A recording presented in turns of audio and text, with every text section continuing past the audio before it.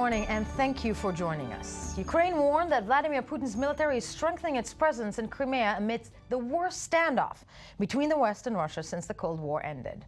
Russian servicemen confronted Ukrainian army units in the Black Sea district in the last 24 hours, while fighter jets violated airspace and more warships arrived, according to border guards and the Defense Ministry.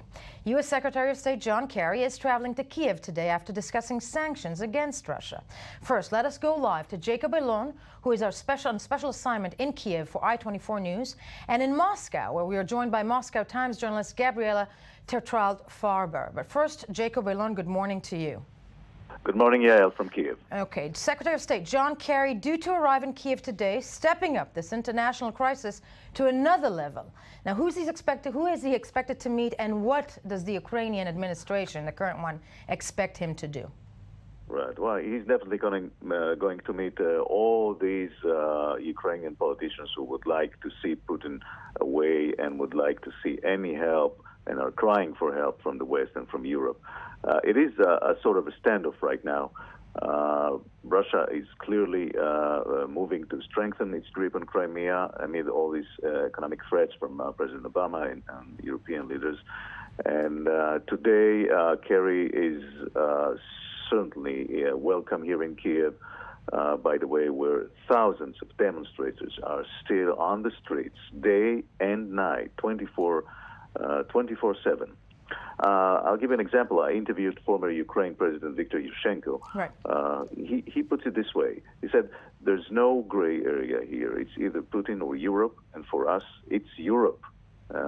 And we'll air that interview later today on I-24 News. Now, that's brilliant. And in terms of that, as you mentioned, interesting, large crowds of demonstrators in the streets. That said, is there an expectation that the United States is going to actually step in and try to up the ante, so to speak, across from Russia on behalf of the Ukraine? Is that what people in Kiev are expecting?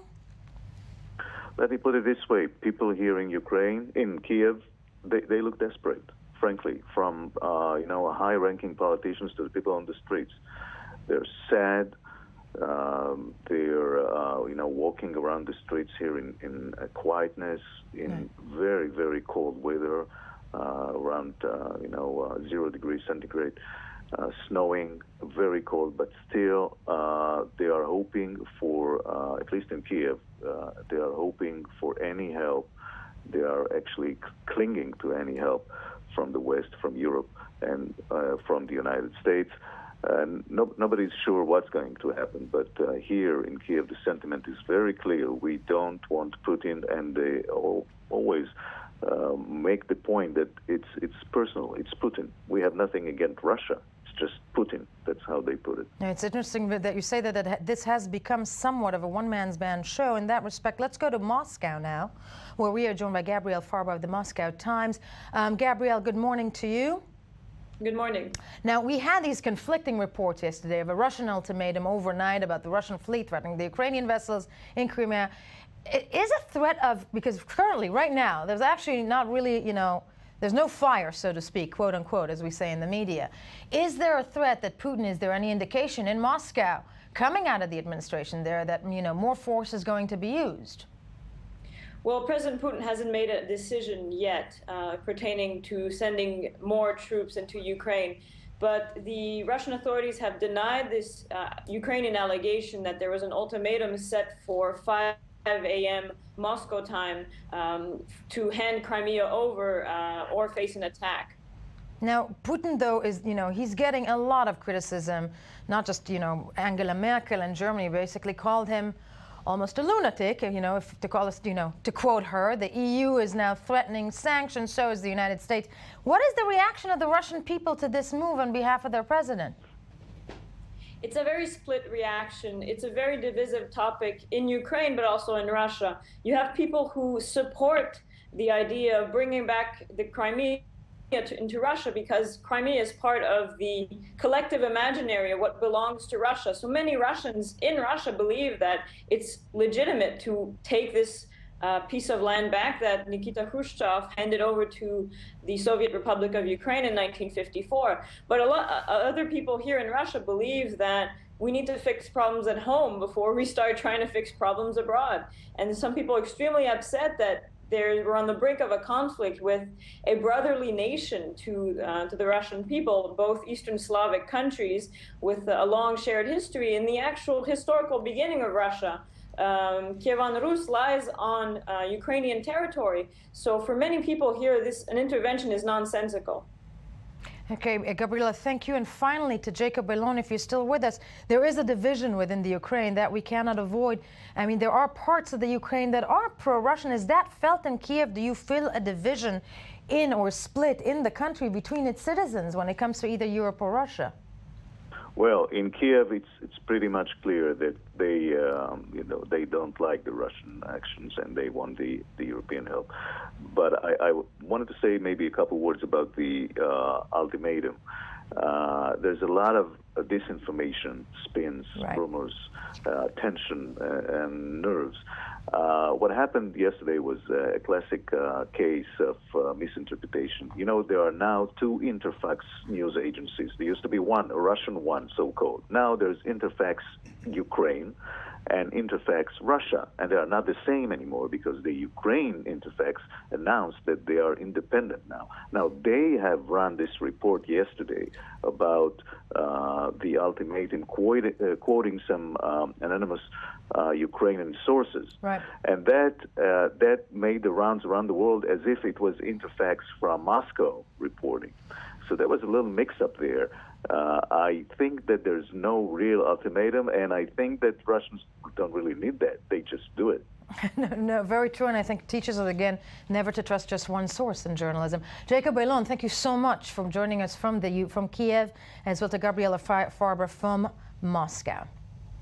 Now, as mentioned, John Kerry, Secretary of State John Kerry, is due to arrive in Kiev today as tensions escalate in Crimea, and the world leaders are choosing their words in cautious refrain, trying to restrain Russian President Putin. Now, try and make sense of this mess. We are joined in studio by Russia Today Middle East Bureau Editor Paula Steele. Paula, good morning to you. And, of course, by co-chairman of the Republicans abroad in Israel, Mark Zell. Good morning to you, Mark. Good morning, Yael. Now, let's touch on this, first of all, with you, Mark, when it comes to the reaction of the United States. John Kerry is traveling to Kiev today. What can he do? What should he do? Well, I think the main purpose of his trip is symbolic. I mean, really the ability of the United States, given this administration's rather backward-oriented foreign policy for the past 5 years, are very limited. They don't have the influence in the world. They don't have the assets on the ground. They don't even have the economic ability to give the Ukrainian government what it needs. I think they're lacking something in the vicinity of $30 billion or more just to keep things running. And the congressional initiative and that of the administration is to supply $1 billion, which is really a drop in the bucket. So I think his visit is symbolic. I think it's important that he go and show solidarity with the government and the new government in Kiev. That's about all he can really do, and make the kind of statements, general statements that the president himself has made over the past couple of days about violating international law, and so it doesn't seem to have much effect. I don't imagine it will have much effect on President Putin, who seems to have orchestrated this particular move of his long in advance. The Russians are famed in the world for their prowess in chess, right. And they're playing a game of political diplomatic chess now, and it's very an interesting point, because if this is a chess game, and Paul Sleer to you, because as bureau chief of Russia Today, it seems like Putin is doing whatever he wants. It seems like if this was orchestrated in advance, and this came out with this brilliant timing of a day after Sochi ended and boom, he's in, then is he just jumping into this loophole that, as Mark Zell has just mentioned, that on behalf of the other so-called superpower, the United States, that he feels that he can do whatever he wants? No, I have to disagree. I don't think there's any proof that he orchestrated this. I think you need to remember that the whole crisis started back in November when it was the Ukrainian president who himself said he didn't want to sign an association agreement with Europe. Now, of course, you can blame Russia and you can say Russia was putting pressure, but Russia puts the same allegation against the Europeans, that they're pulling the strings from behind. They're promising money, they're promising all these kind of incentives, and nothing has actually materialized on the ground. You have all these promises coming and nothing nothing is being followed through. So firstly, it wasn't President Putin who initiated it. Secondly, an important point to make is that it was the Prime Minister of the Crimea who actually asked the Russians to come in and help. So all these kind of allegations that Russia's invaded the Crimea, and even this ultimatum, it doesn't make sense, because what you have in the Crimea is a part of the Ukrainian military that supports the Russians. You had your security chiefs, your military chiefs, your naval chiefs saying that they support the Russian military. So that is, as Jacob said, it's a complete misinterpretation and a misrepresentation of the mainstream media in terms of Russia even needing to make an ultimatum. It doesn't need to. It has the support of the people from Crimea, where 58% of people are ethnically Russian. But ultimately, in the larger picture, and I'm asking this to Mark Zell, I'm asking you, in the larger picture, doesn't this make the United States look fairly bad when, the Russian president can actually go in and do, I'm going to choose my words wisely or not say, anything that he wants, whether planned or not planned,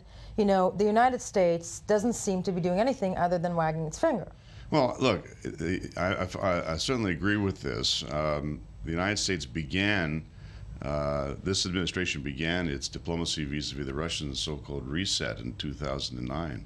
What was that? I mean, that was the cancellation of the missile defense shield for Eastern Europe, Poland and Czech Republic and so on, given to the Russians without any demand for a quid pro quo.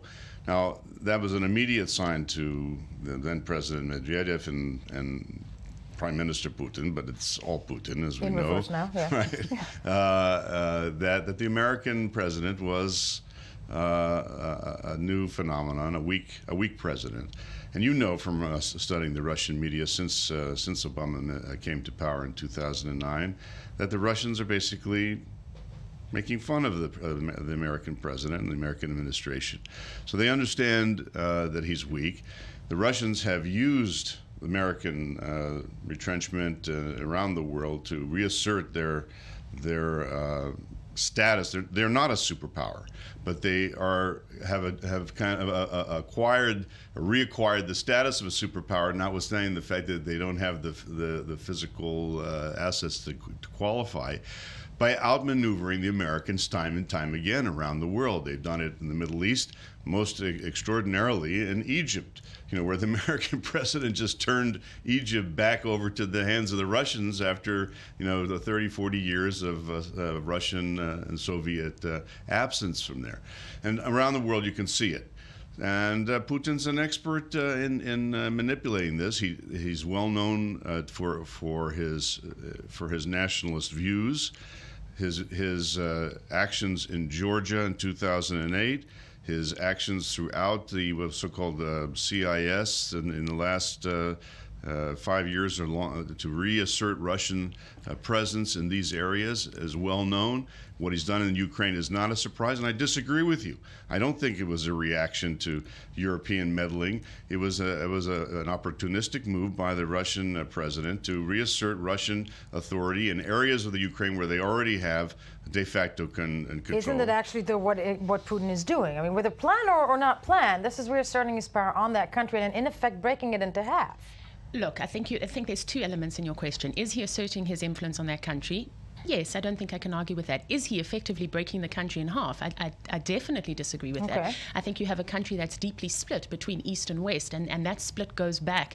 Don't forget, the whole East and South of the country has strong, strong ties with Russia. I mean, I want to make reference to what you were saying about the Americans. I was in the Ukraine about 2 weeks ago. The feeling against the Americans when you travel on the East and the South of the country is very, very anti-American. And you talk about Egypt, but what about which mirrors the situation in Russia itself? But let's just go back to the feelings against the U.S. I mean, what about the situation when it comes to how Syria has been handled? When I was in Syria at the time, when you had President Obama making all these threats that he was going to attack Syria, but there was never any conclusive proof that alleged, well, it wasn't alleged, they had proof that there was a chemical attack, but it was never proven that it was carried out by the Assad regime. Even the international inspectors who were there never conclusively proved that. But on the basis of that, you have the Americans threatening to invade Syria. You have the same with Iraq. You have the Americans accepting Kosovo as a breakaway republic. So the feeling on the ground is very much that the United States has double standards. So for all the criticism that you level against Putin, there's equally as much criticism that you can level against the Americans and the American leadership. Well, Paula, excuse me for 1 second. First of all, your point about the impression within Russia and the pro-Russian parts of the Ukraine is correct. That's exactly how they see the United States. But the question is, but that doesn't establish the fact that that's true. That is what I would consider a misperception. But it is, and of course, politics, perception is everything. It's everything. But I think it's a misperception. I think the way you're presenting it to the viewers today, I think, is also misleading. I think we have to be very careful about this. I think like the Russian government has pursued real quickly, a very about 30 seconds. we have Yeah. okay. I don't want to take all the time. It's pursued a very aggressive foreign policy, and quite honestly, and I'm speaking as American, has outmaneuvered the Americans just time want and to time say- again. But And sadly, the Russians guys, will make the same the allegation same back. argument. And when we get back, The we'll Americans hear. have outmaneuvered the Russians. We'll talk about different regions, though. But thank you As we guys say in for Hebrew, joining me. halavai. And first, though, let's hear some more of the morning headlines. Then we'll tell you about the Obama-Netanyahu meeting.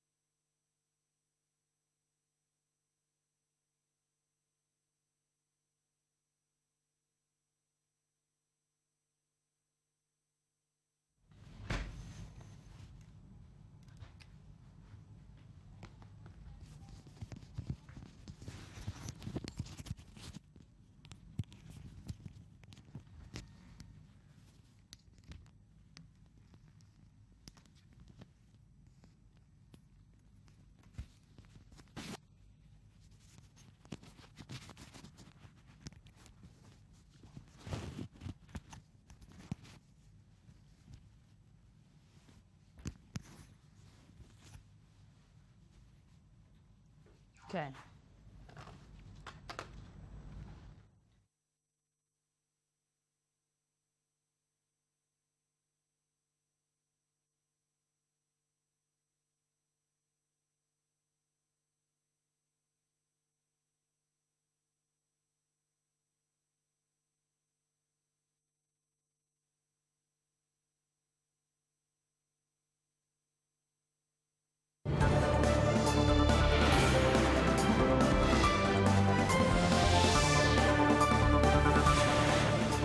Tensions mount in Ukraine as Russia shows no signs of backing down, even as world leaders threaten sanctions. Hours after the Israeli Prime Minister and the U.S. President hold a bilateral meeting, the U.S. Secretary of State John Kerry assures that Israel's security is America's top priority. And the Venezuelan opposition sustains its protests as the government prepares to commemorate 1 year since former President Hugo Chavez died.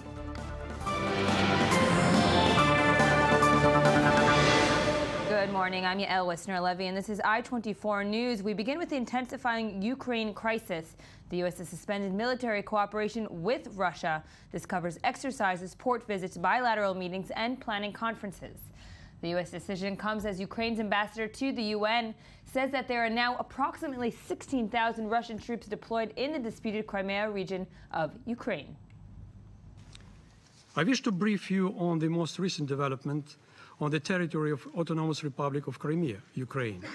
As of today, beginning from 24 February, approximately 16,000 Russian troops have been deployed in Crimea by the military ships, helicopters, cargo airplanes from the neighboring territory of the Russian Federation. Russia's ambassador to the United Nations said that deposed President Viktor Yanukovych had sent a letter to the Russian President Vladimir Putin requesting he use the Russian military to, quote, restore law and order in Ukraine. Today I am also authorized to say the following. The President of Russia has received the following from President Yanukovych, and I quote, "The statements of the President of Ukraine. As a legitimately elected representative, I say that the events in my place and the events in Kiev have resulted in the fact that Ukraine is on the brink of a civil war. In the country there is chaos and anarchy. The life, the security, and the rights of people, particularly in the southeast part of Crimea, are being threatened. So under the influence of Western countries, there are open acts of terror and violence. People are being persecuted for language and political reasons. So in this regard, I will call on the President of Russia, Mr. Putin, asking him to use the armed forces of the Russian Federation to establish the legitimacy, peace, law and order, stability, and defending the people of Ukraine. Viktor Yanukovych, 1st of March, 2014. The UK ambassador to the UN, however, called this a, quote, bogus justification. The Russian representative claims that Mr. Yanukovych has called for Russian military intervention. We are talking about a former leader who abandoned his office, his capital and his country, whose corrupt governance brought his country to the brink of economic ruin, who suppressed protests against his government, leading to over 80 deaths, and whose own party has abandoned him. The idea that his pronouncements now convey any legitimacy whatsoever is far-fetched and of a keeping with the rest of Russia's bogus justification for its actions. Meanwhile, the BBC is reporting that the Russian President Vladimir Putin has ordered troops to go back to their bases. We, of course, will be updating you with more information as it comes in. In Washington, U.S. Secretary of State John Kerry addressed the annual conference of the American-Israel Public Affairs Committee, AIPAC. He used the podium to stress once again that Washington is committed to preventing Iran from obtaining nuclear weapons and insisted that the administration preferred to use diplomacy to achieve that end, although he stressed that this would not come at any cost. The secretary also addressed the Israeli-Palestinian peace process, saying that the time had come for the U.S. to try to end the long conflict once and for all. Unequivocal. We will not permit Iran to obtain a nuclear weapon, period. Those who say strike and hit need to go look at exactly what happens after you've done that. Whether that permanently eliminates the program or opens up all kinds of other possibilities, including Iran leaving the Nuclear Proliferation Treaty, not even allowing IAEA inspectors in, not living under any international regimen. That's a possibility. Only strong diplomacy can guarantee that a nuclear weapons program actually goes away for good. Friends, I also believe that we are at a point in history that requires the United States, as Israel's closest friend and the world's preeminent power, to do everything we can to help end this conflict once and for all. Now, that is why America helped bring the parties back to the table, where, let's be honest, Israelis and Palestinians have difficult choices to make. President Abbas has been genuinely committed against violence, and his own security forces have worked closely with Israel in order to prevent violence against Israeli citizens. I've also spent many hours with President Abbas, and I believe that he clearly understands both the tremendous benefits of peace and the great costs of failure. In Venezuela, the anti-government protests continue as the jailed Venezuelan opposition leader Leopoldo López urged demonstrators to maintain street protests against the president Nicolas Maduro. On Monday, they tossed Molotov cocktails, throwing loud homemade explosives and using the giant slingshot against police, who responded with tear gas. The demonstrators, who on some nights number in the hundreds, have ignored calls by opposition leaders to keep protests against Maduro peaceful. Meanwhile, as the country prepares to mark the first anniversary of the death of the late President Hugo Chavez, many are struggling with the lack of basic food, rampant inflation, and an economy that is increasingly paralyzed. We have more in this next report. Long queues outside supermarkets are an all too common sight in Caracas these days. People wait for 1, 2, or even 3 hours to buy basic foodstuffs, which are in short supply in Venezuela. I'm queuing to buy toilet paper, flour, butter, whatever there is in the shop. And sometimes, after hours of waiting, people still leave empty-handed. I came to see if I can find some products, but from what I can see, there's nothing but a queue. Despite owning the world's biggest proven oil reserves, the central bank says that 1 out of 4 basic products is unobtainable or hard to find in Venezuela. These shortages, along with a 56% inflation rate and soaring crime, have brought thousands into the streets in recent weeks for protests that have often turned violent. It's become very hard to find dollars because the state has cut off the currency sources in the private sector. On the other hand, there's a fall in production of the expropriated public factories, which means there's a shortage of supplies. And all this means there's no local production or stable imports, which leads to fewer products and more shortages.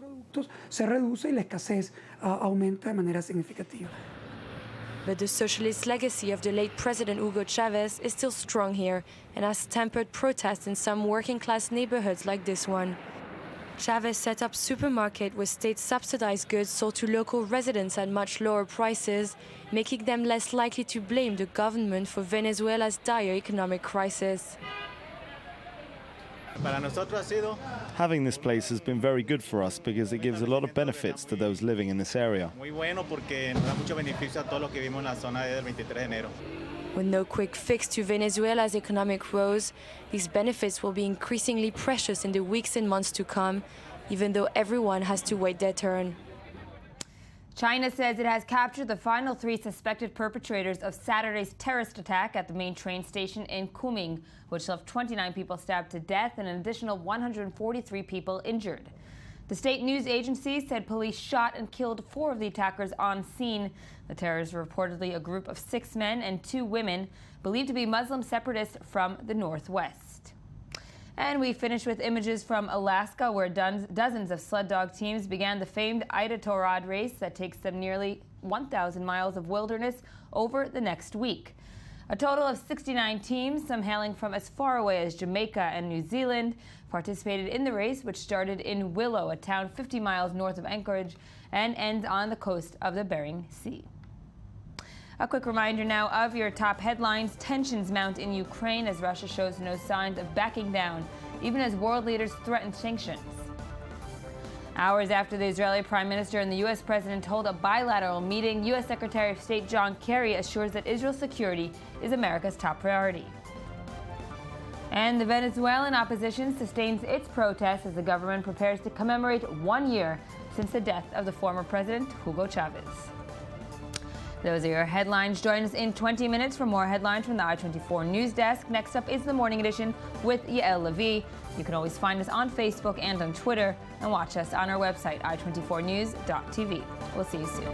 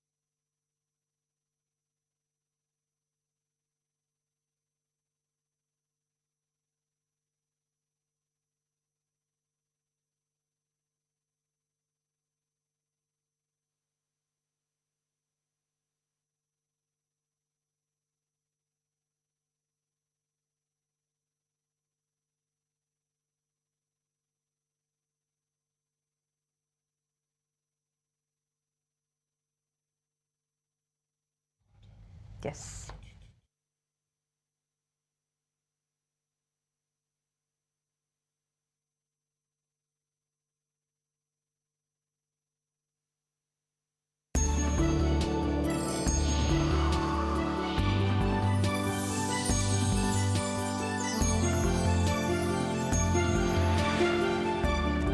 good morning. Thank you for joining us. I-24 News Morning Edition, where you should be, because this is where we say hello and good morning to my one and only Anthony Grant, who joins us daily to discuss the news you missed while scanning the headlines. And Tony, how much did you miss me? I missed you, as I always say in these circumstances, like the desert misses the rain. Thank you, Sting. Yes. Okay. Wait, no, that wasn't Sting. That wasn't that everything, I know, but, the everything but the girl? Everything but the anchor. Yeah, so Okay. glad to have you I'm back. so bad. Now listen, headlines. Yes. These things no one really could have missed. Right now it's about Ukraine and how it's playing itself out in the headlines around the world, different newspapers. Wanted to start with something from the New York Times. This headline from Russia, quote unquote, tourists stir the protests. Yeah, now, Meaning what? What this means is that amid this wave of pro-Russia protests in 11 cities, according to the article, there are apparently busloads of activists that are arriving in Ukrainian towns from Russia, suggesting a high degree of coordination with Russia and elements in Ukraine. So, adding yet a little bit more either clarity or murkiness, depending on which side of the fence you're sitting on. I just love the fact. I wonder how they publicize these buses. Come join. The demonstration. The Crimea party bus. Exactly. I don't know. My lord. Yeah. Fascinating stuff, though, and actually, a tidbit that's interesting to this whole greater picture of a story. And it's another piece in the jigsaw puzzle is the American side of it, and the Washington Post has. It's an opinion piece, but it's the Washington Post, so I think we need to look at it a little, seriously. Their opinion writer Eugene Robinson said, in the Ukraine crisis, the U.S. has a credibility problem, referring to things like Iraq, Grenada, other situations where the United States basically did Sadly, what it wanted also, to do. as we mentioned in the previous segment, even Syria in the last year, drawing red lines in the sand and threatening, and as it seems that these days it's just either soft-spoken words, wagging fingers, but the credibility problem. Lots of street cred problems on a global scale. I think we can say. Yeah, and interesting. It's come from the Washington Post. Right, which is quite conservative or moderate. The Kiev Post. Yes. There is one. Having a very busy week. Very busy week. It's hard to keep up, but they have this Crimea's new tourist attraction, Russian invaders of the non-shooting so far. Oh my God, are people taking selfies next to Russian soldiers? They are. Many of Crimea's 2.2 million people are not only heeding Ukrainian President Turchnyov's call to not panic about military troops from Russia, but they're actually taking pictures with them. Rather just use your Instagram. Right. Wow. Yeah.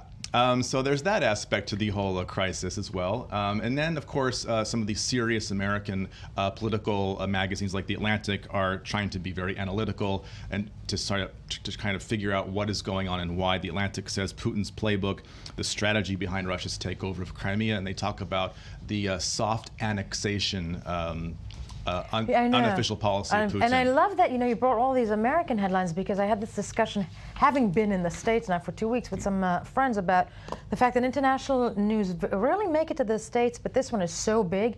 And Americans in many ways are fascinated with Putin because he's such a, it's the character of the man. It's the character, and even it goes back to when Kerry was saying before the Crimean, I think, situation kind of really took off here. He said, it's not Rocky IV. Exactly. Americans have this Cold War thing. It's big. It's actually very nothing much bigger. Embedded in the pop culture that is sifting through in this thing. Then you have Putin, who pictures of him playing with tigers. Of course, it goes hand in hand. Yeah, shirtless. But yes, okay. Shirtless. Okay, yeah. Back to Israel. Here's a story which will raise the hackles of many California taxpayers. Haaretz reports that as Israel boycott picks up steam, UC Davis, that's University of California, Davis, offers a new BDS course. BDS is a term that I like to shy away from, but now I guess I have to say it. It's the boycott, divestment, sanction movement. And now there is, and does not count for college credit, but for those who are, let's just say, interested in that side of the conflict, they can now do this course at UC Davis. What does the BDS course offer? It talks about the history of the so-called BDS movement and tactics for anti-Israel boycott activism. Wow. In the California university system. I think that's going to generate a lot of controversy in the state of California because, of course, this is a publicly funded university. No, very much so. And interesting that this is, sifting into the university system and the curriculum. Yeah, that's another issue as well. Well, another major issue that we have to get to is Liza Minnelli. whose controversy that she sparked. See, that's what I miss about you. We go from the Ukraine to Liza. Yeah, Okay. she sparked some major red carpet controversy at the Oscars by wearing that. Now we will be getting the Oscars. And again, once again, I always have to apologize to guests who are waiting in the studio for the next segment. But what they're seeing here, yes. Yes, I mean, so, this is the problem on many levels because of the fact that she apparently forgot to wear something which is not pictured, which generated some buzz. And also she wore blue in her hair. Yeah, I gotta say, this is just a problem, period. It's a problem situation. Yeah. It's so a problem of all situation. the red carpet stuff in the Oscars, this is the one that is, That does beat Gravity. Yeah. The gravity issue there in multiple levels ways. is playing Yes. itself out. The National in Dubai reports that women in Saudi Arabia are demanding an end to absolute male control. Really? Yeah. Okay. About 10 activists. And they're all in jail now. They are not, thankfully. About a group of 10 women, I think, they sent a petition to the Shura Council, and they want freedom from male domination of all aspects of their life in Saudi Arabia, and they also want to drive. So First of all, I love it. It's maybe it starts from that, but it's it's a great bit of it's great always to see this kind of dissent in Saudi Arabia from women who are definitely the minority there and need their rights back, so to speak, or just instated. Sadly, all the time we have for this side, but do stay with us as we move on to the next topic. Thanks. On to our next topic. U.S. President Barack Obama and Israeli Prime Minister Benjamin Netanyahu met in Washington yesterday. The White House powwow meeting was designed to discuss the looming April deadline on the Israeli-Palestinian peace negotiations, which have had their fair share of several ups and more downs, to be exact. And we're joined in studio by Channel 2's senior foreign affairs editor, Arad Nir. Arad, good morning to you. Good morning, Ann. And thank you for being with us. First, let's take a look at the process that began 8 months ago. Following months of talks between Israeli and Palestinian negotiators, which have failed to bring any visible results or signal a change in government policies, the United States is turning up the heat. U.S. Secretary of State John Kerry has already announced an April 29 deadline for the talks, hoping to hurry the sides, which seem to be playing a careful game of deliberation, slowly wearing out each other's patience. And the latest meeting between Prime Minister Netanyahu and President Obama is just another twist of the pressure valve. Later today, Netanyahu is also scheduled to deliver the keynote address at the AIPAC convention, where the degree of the fireness of his rhetoric may be a good indicator of just how well the pressure is working, if at all. Will he come in Iranian threat blazing, or show a calmer side, one he has been hiding lately? Firstly, let's go to I-24 News. Tal Shalev, who has been traveling with the Israeli Prime Minister, she had the following report from D.C. right after the Obama-Netanyahu meeting. Let's take a look. Ahead of the meeting, there was a grim outlook and atmosphere following a very blunt and critical interview the president gave to Bloomberg, in which he warned Netanyahu that time is running out for Israeli-Palestinian peace.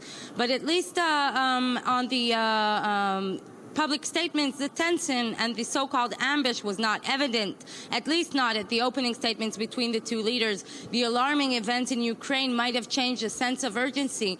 Obama did call on Netanyahu to take brave decisions, but instead of condemning him, he commended him for the seriousness with which he's taken the recent negotiations between Israel and the Palestinians. And Netanyahu, on his part, made sure that the president understands that Israel is not the problem, but rather the Palestinians that are refusing to recognize Israel as a Jewish state. Arad Nir, senior foreign affairs correspondent for Channel 2. The blame game is something that we've heard a long time.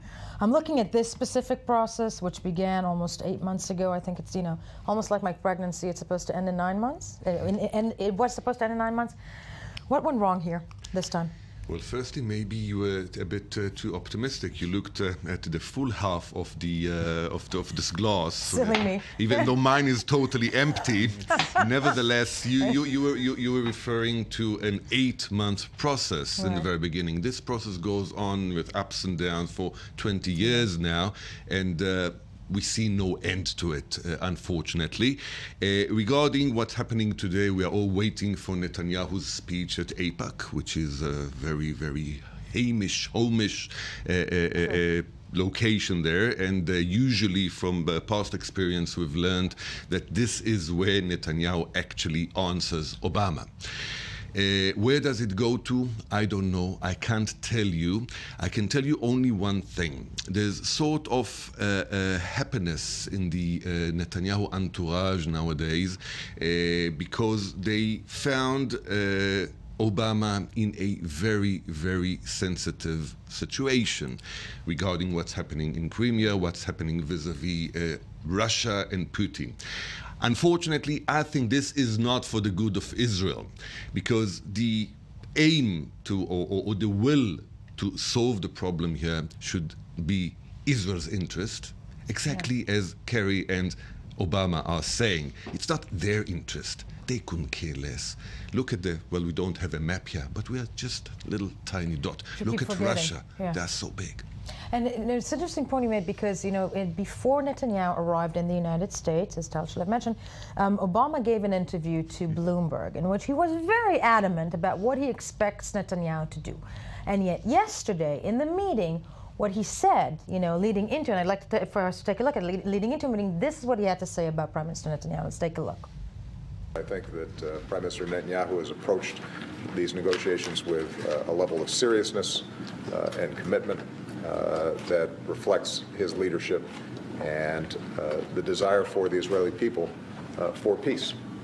It's my belief that ultimately it is still possible to create two states, a Jewish state of Israel and a state of Palestine, in which people are living side by side in peace and security. He was hugging him all of a sudden. Exactly. Now, how do you go from, Prime Minister Netanyahu, I'm going to tell him that this is the time to do it, and if not him, then who, I think, quoting biblical phrases in his, interview on Sunday. And here we see a very, kind of reserved Obama hugging Netanyahu. Is this the Russian situation? Is he trying to avoid another conflict, as you just mentioned? Since I tend to believe that the Americans are much more structured than we Israelis, I think that this was pre-planned. I think that there was a plan to attack Netanyahu in this interview and then to hug him in front of the cameras. Right. And I wish we would have known what happened inside the room. We must remember one more thing after this interview to Jeffrey Goldberg, which I'm sure that Obama would have liked to forget about, but he gave it to him on Tuesday. Right. It was published on Sunday, but in between the world was shattered. Completely. The whole world was shattered, yes. But yesterday, the Washington Post, usually also very, very friendly to Obama, published an editorial in which they attacked Obama, actually bashed his foreign policy, calling it foreign policy. It was I can't quote it exactly, but it was fantasy-based foreign policy, and not necessarily towards Israel and the Middle East, but all over. So Obama needs some achievements. Maybe he thinks that the foreign policy here regarding the Middle East would grant him any achievement. I doubt him, but I doubt it. But I must state again that as far as I'm concerned, and as far as that we Israelis are concerned, it should be of our interest, not the Americans' interest. And yesterday, Kerry was standing there in AIPAC giving a very, very Yiddishkeit-filled speech over there. People told me that people were asking, "Is this an anti-Semite? Is he really?" As he keep being blamed as. Yeah. But again, there seemed to be a sort of quarrel, argument, battle between Jerusalem and Washington, which shouldn't be there. I think that if Netanyahu would have been walking a bit more engagé with Obama, it would have been for the benefit of Israel, again, because Israel is not Russia. Very wise words, and really quickly, Sally, we have not much time, but I'd love to hear your opinion, because do you think that Netanyahu is even going to try and progress the peace process, or is this going to be an attempt to try and use the situation for pushing on Iran issues, which seem to be of more concern to the Israeli I talked to some people in Netanyahu's office before he left to Washington, and I had the feeling at the time, this was on Friday, and on Friday I had the feeling that Netanyahu is trying to accommodate Obama's demands or some of his plan, at least a part of his plan. I think that on the plane, Netanyahu changed his position due to, firstly, the interview that Obama gave to Jeffrey Goldberg, and due to the situation in Crimea, Netanyahu actually turned 180 degrees, made a 180 degrees turn in his attitude, and we'll see this afternoon in AIPAC exactly what he thinks for this very moment, because it can change afterwards. It can change as well. Fascinating stuff. Elad Nir, Channel 2 Senior Foreign Affairs Editor. Thank you for joining us. Thank you for having me. When we get back, an exclusive interview with the Toyota Whistleblower, locally here in the Middle East, Betsy Benjaminson. Stay with us, but first, let's hear some more of the morning headlines.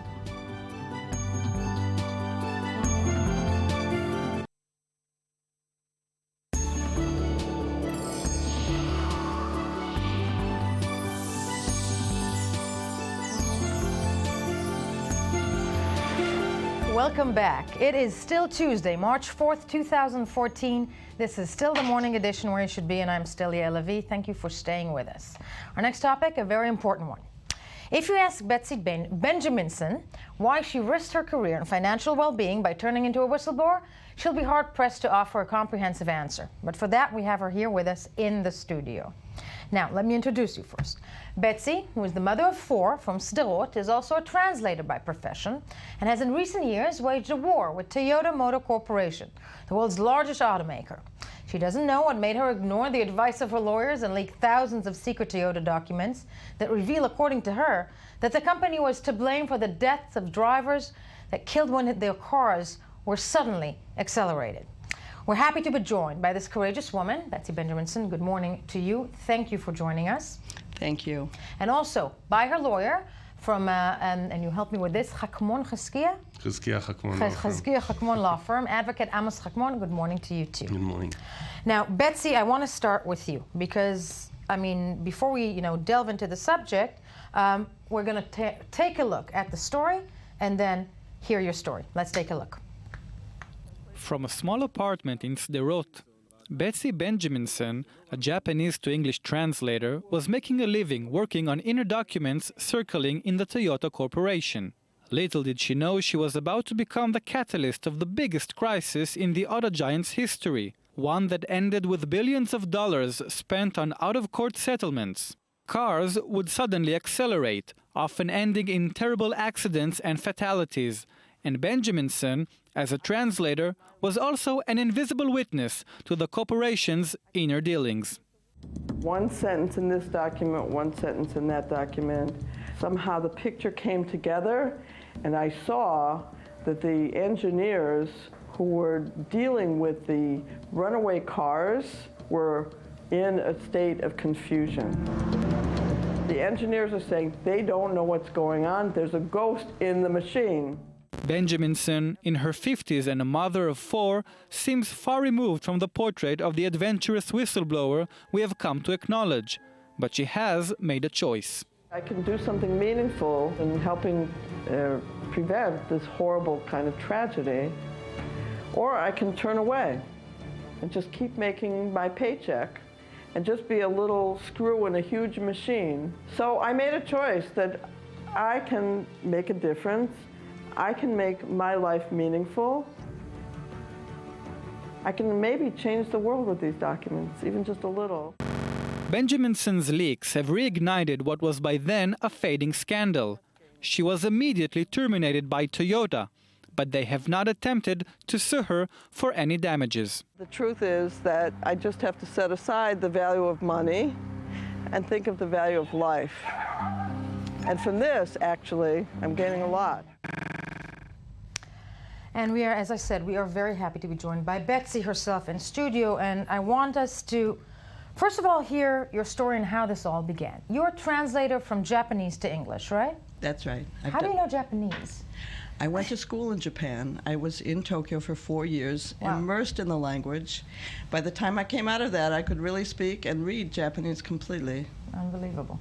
Because, that's not something, I don't know, I find that unbelievable. Now, you basically, at a certain point, you start translating Toyota papers, right? Correct. How did this come about? At what year? In 2010, after there was a huge scandal and congressional hearings in the United States, the U.S. government did some investigating. They were continuing to investigate, and I believe the documents came to me to be translated and edited in order to submit to U.S. government investigations. And you were hired by Toyota? Indirectly, yes, as an independent contractor. So that meant Toyota hired a law firm to defend them from all these investigations. Right.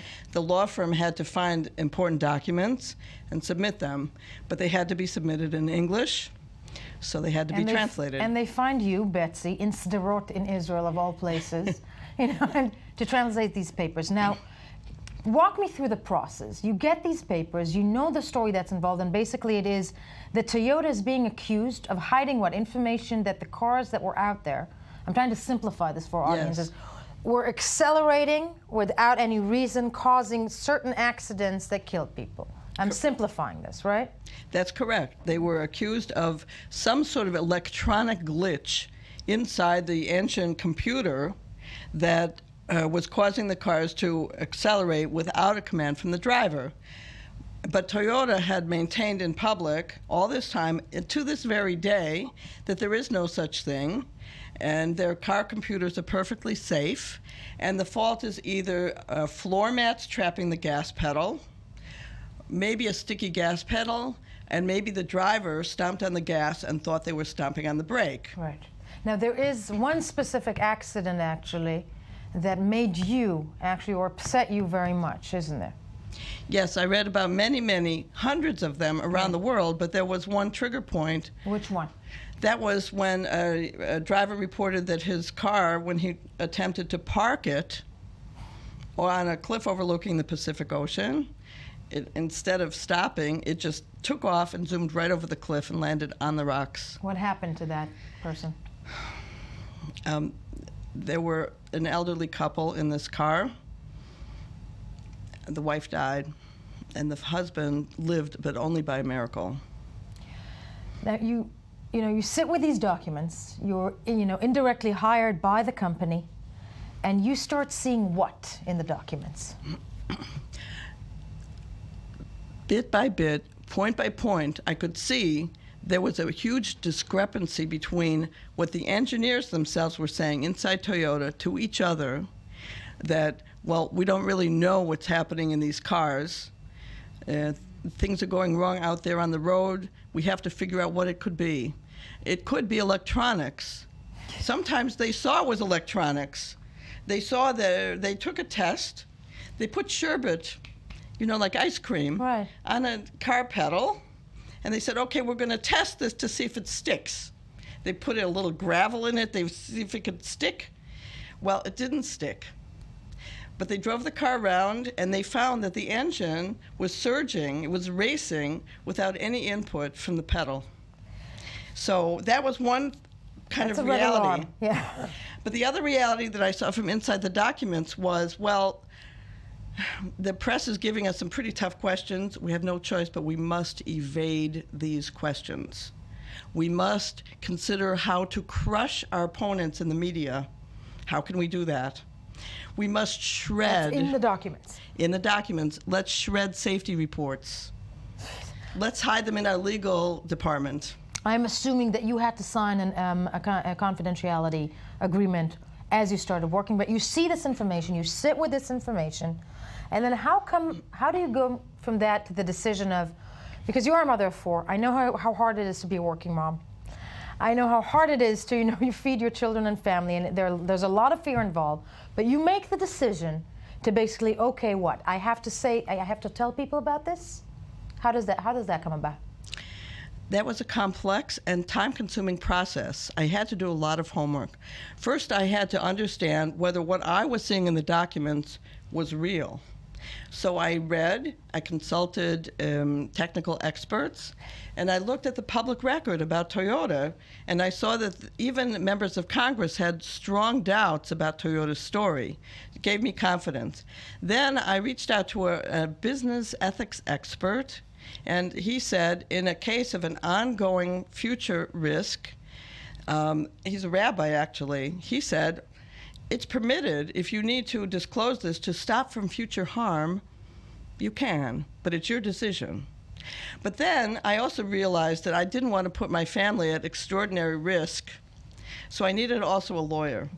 And that's when I reached out to Hesketh Hochman Law Firm in Tel Aviv, and they basically told me it was a risky business, but that if I needed to go ahead and do this, that they would be there for me. Okay, the question to you. She arrives at your office, right?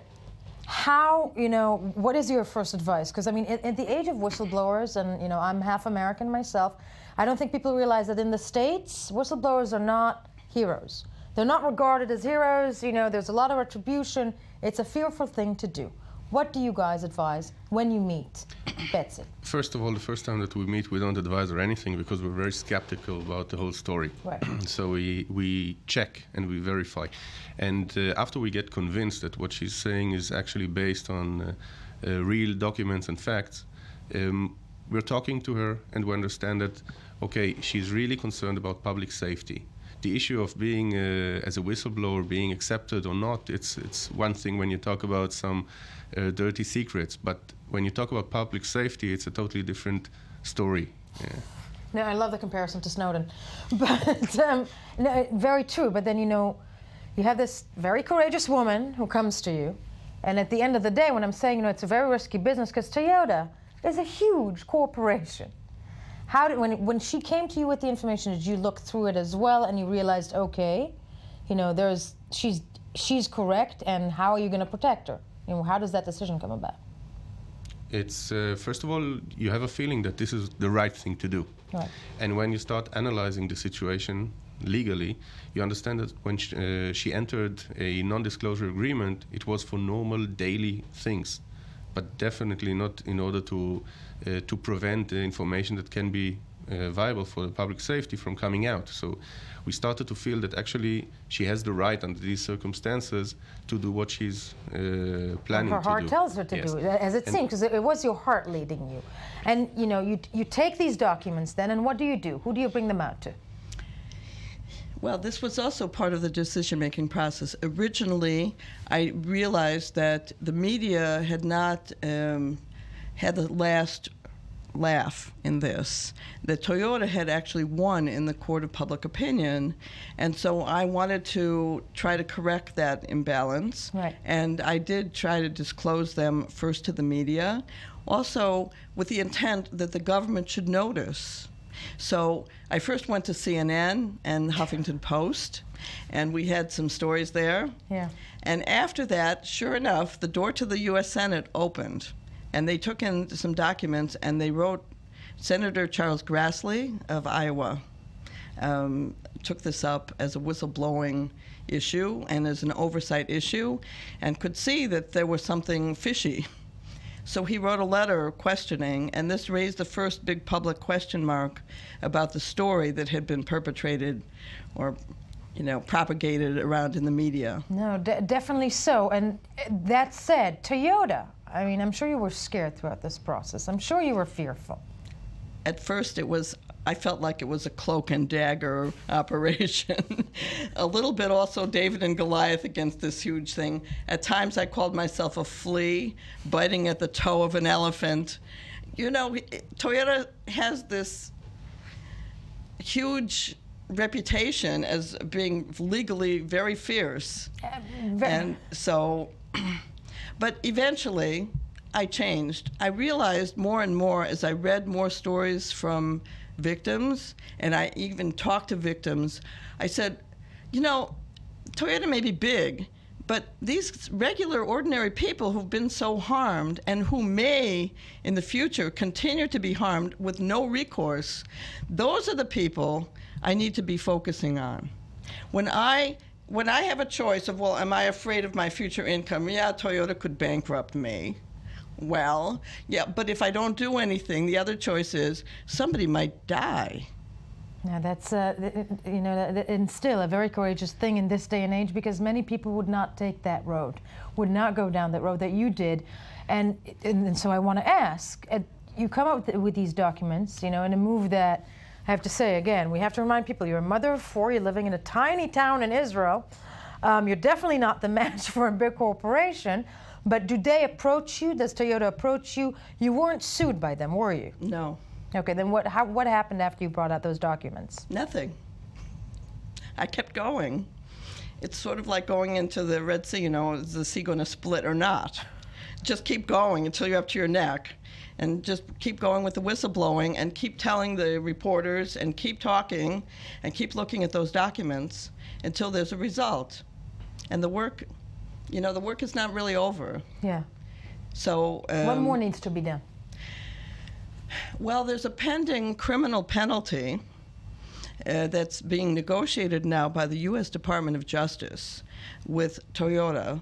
And, the Department of Justice recognizes and has been investigating what Toyota has withheld from the government about this runaway car problem. If the government demands documents and information, you have to give it. Right. And apparently they did not give it, and a grand jury was impaneled, and a 4-year investigation was conducted. And now the Wall Street Journal has reported that they're in settlement negotiations for a $1 billion settlement to close the investigation. And so this may then open the door to a new recognition of the automaker liability. Right. Well, that's still, again, and it's all I have to say, whether it's enough or not, it's definitely happening because of you, and very, very courageous woman that you are, Betsy Benjaminson. Thank you also to your lawyer for joining us. Coming up next after the break, Russian markets and currency plummet because of the crisis in the Ukraine. First, though, the news.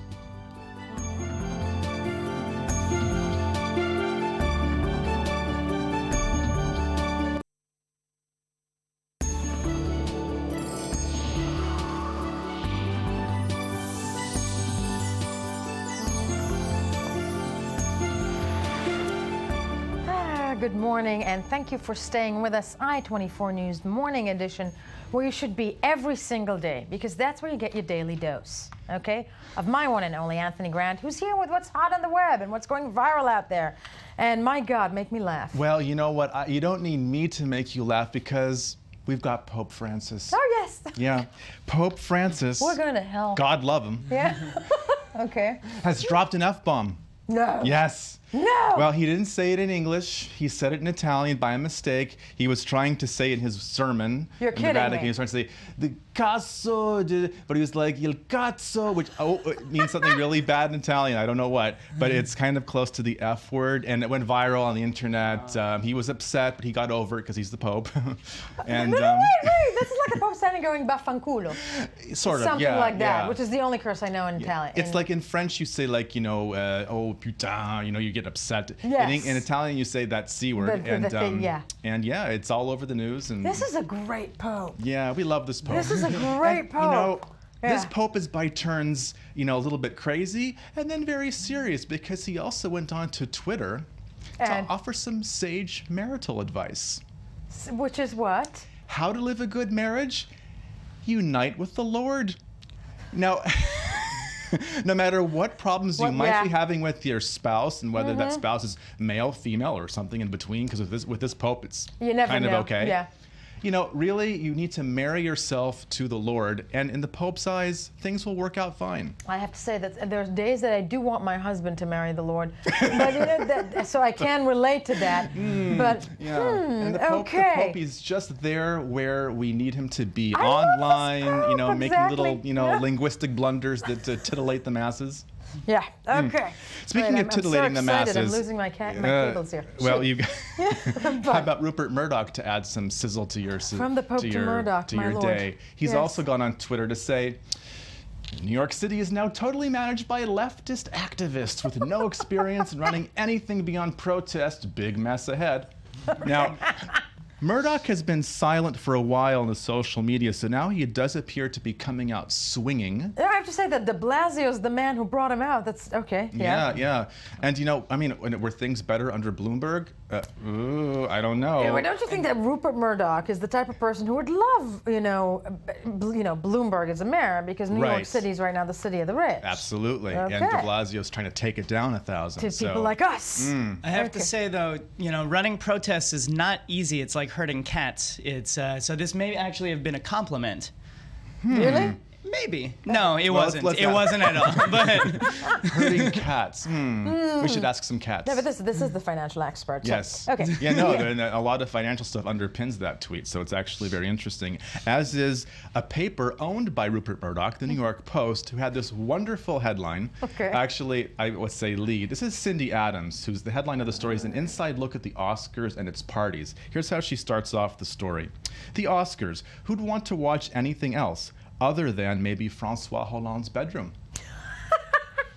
Now, that's Cindy, who I've had the pleasure of meeting at a party once, and she is amazing. I once She's stood by, next to her on like a street corner. I love this woman. Isn't she 200 years old? I never said that. No. Okay. She's 3,000 years old. She's 3,000 years old, exactly. This is like the guru mama of gossip. And you have to think that Rupert Murdoch is looking at that, loving it, because it's the New York Post that invented the cheese eating surrender monkey phrase, I think, back in the day of the French bashing in the U.S. And it is page 6. It is page legendary. 6, yes. and but I don't think I'd want to look at Francois Hollande's bedroom.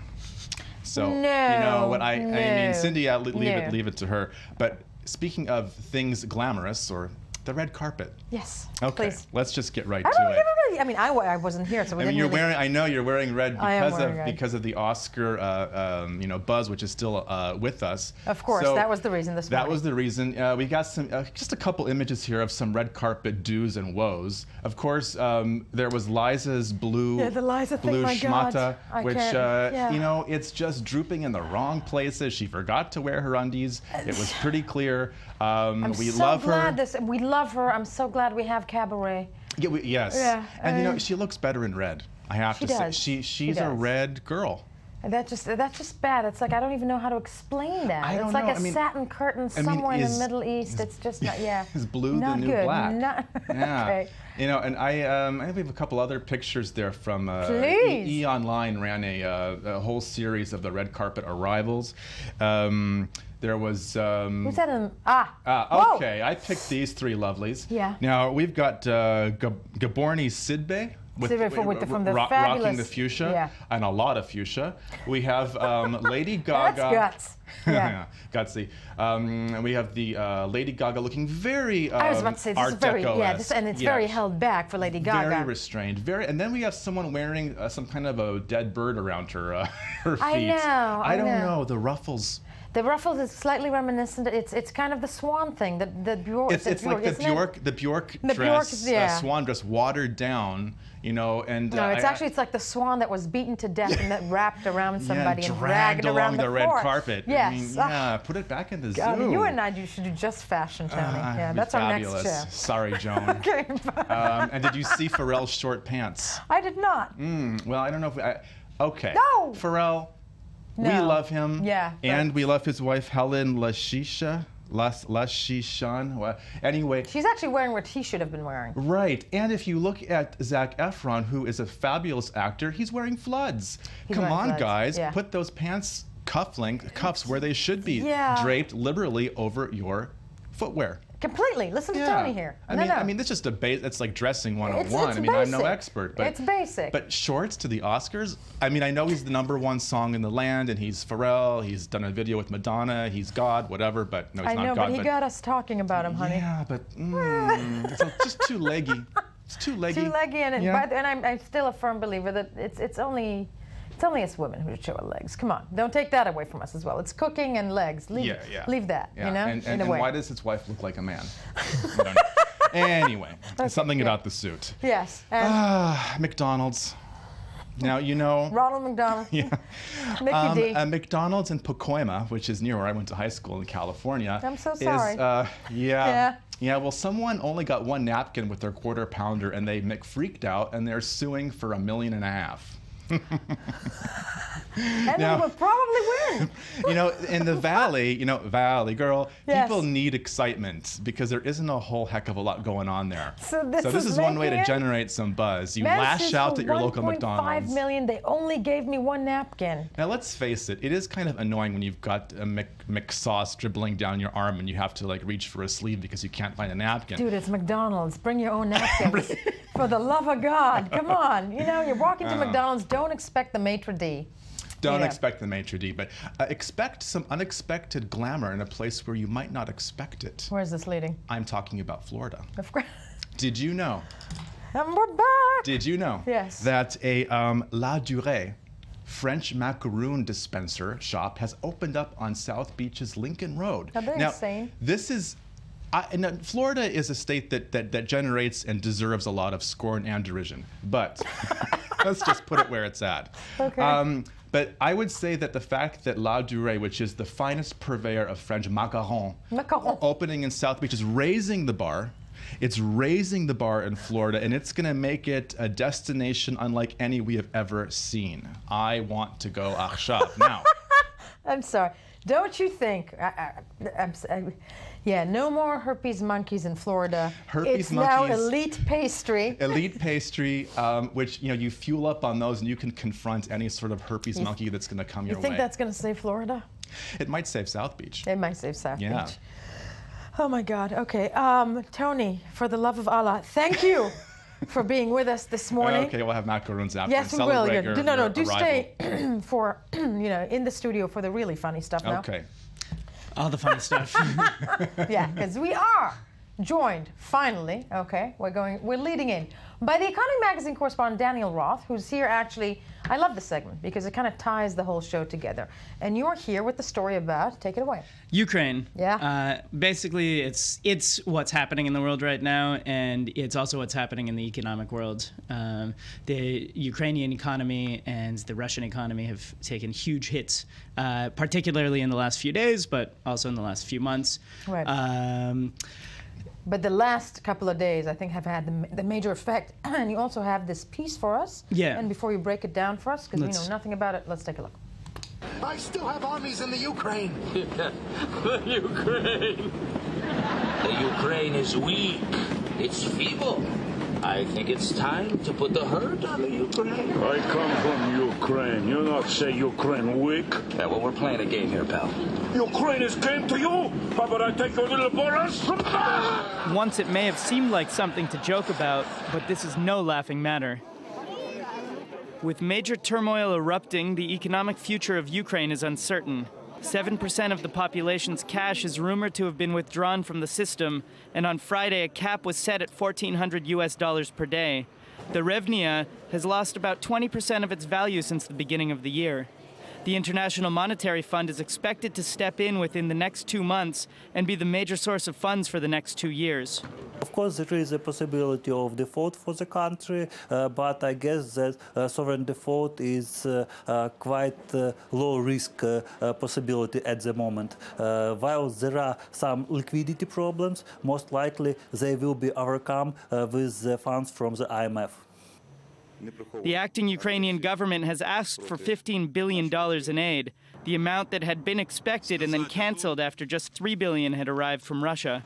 Meanwhile, factories in some regions are reportedly closed down due to lack of orders. The government has been missing salary and pension payments, and the central bank has been printing extra money to finance the government. The situation on the street is dire. We tried to use this ATM, but we couldn't get money. So we're going to try some other ATMs in the city center. There is another ATM here, but it's been broken during the clashes. Russia has been aiming to stave off an agreement between the EU and Ukraine in order to assert its authority in the former Soviet bloc, though it is risking a steep currency slide due to the instability. The Russian stock market plummeted 10% on Monday, and Russia's central bank raised interest rates to 7% from 5.5%. The EU has said that despite the turmoil, they are ready to sign a deal and cited some of the benefits of jumping on board with them. Over time, it will bring them quite a lot of benefits. We have figured out that once the agreement is enforced, it would give them an additional income because they wouldn't have to pay custom duties anymore of about €500 million on a yearly basis. So that is important. While the U.S. has called for a monitoring mission, it's clear that an economic fix is needed. Markets are sliding from the Nikkei to the S&P 500. Ukraine's national debt is at about $75 billion, double what it was in 2010 when Yanukovych took power. According to the acting government, they will need about $35 billion in loans over the next 2 years.